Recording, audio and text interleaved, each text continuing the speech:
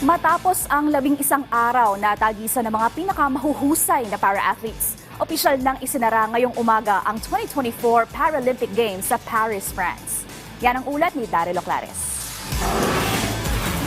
Sa kabila man ng malakas na buhos ng ulan, umarangkada ang closing ceremony ng 2024 Paralympic Games ngayong Lunes ng umaga sa Stade de France sa Paris. Dito muling nagtipon-tipon ang tinatayang aabot sa higit 4,000 para-atleta mula sa 168 Paralympic delegations na naglaban-laban sa 22 para-sports events. Hindi naman nagpahuli ang ating Philippine team na nakiisa rin sa Parade of Nations sa pangunguna ni wheelchair thrower Sendy Asusano na nagsilbing flag bearer ng bansa kasama ang para-taekwondo gen na si Aline Ganapin. Sa talumpati ni Paris 2024 Organizing Committee President Tony Estangue at International Paralympic Committee President Andrew Parsons, binigyang diin nila na malayo na ang narating ng Paralympic Revolution sa larangan ng palakasan.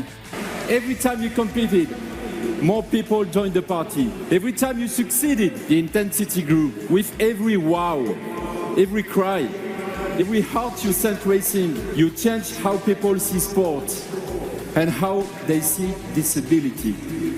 Thanks to you, everyone has seen what an inclusive world looks like.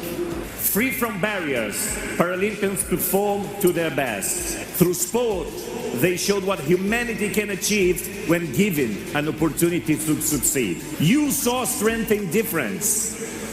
But now it's time for you and society to make a difference.